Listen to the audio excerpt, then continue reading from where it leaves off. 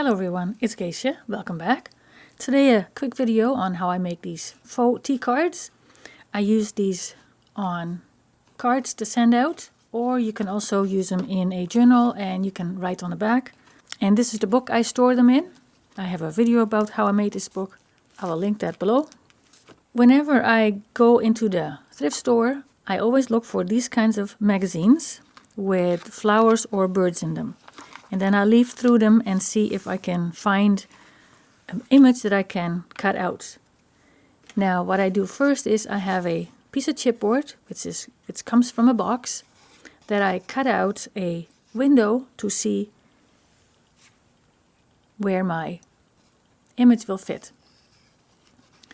So this window is 1 1/4 by 2.5 inches or 3.2 by 6.4 centimeters.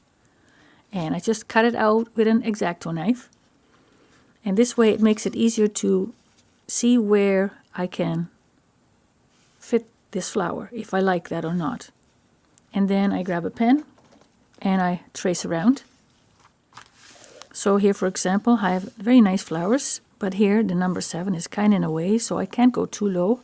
So how about this? This looks very nice. So I just trace on the inside very quickly. And I tear out the page if I don't use them anymore, and then I will cut it out. So here I have cut out a few. Even this one is upside down. Even this one is working okay. And then I will grab a piece of cardstock like this, and I will cut out the base for it. And the base is 1/3 by 2/5 or 3.5 by 6.7 centimeters. And from one sheet of paper I can get 21 backgrounds out of it, and then I will find 21 images to use on the cardstock. Then I will glue it on with regular glue stick.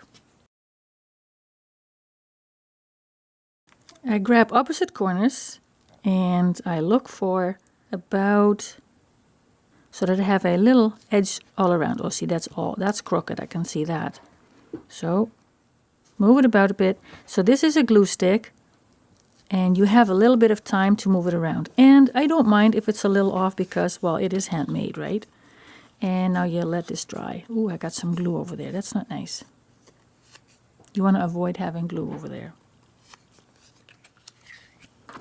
Make sure to close up your glue stick.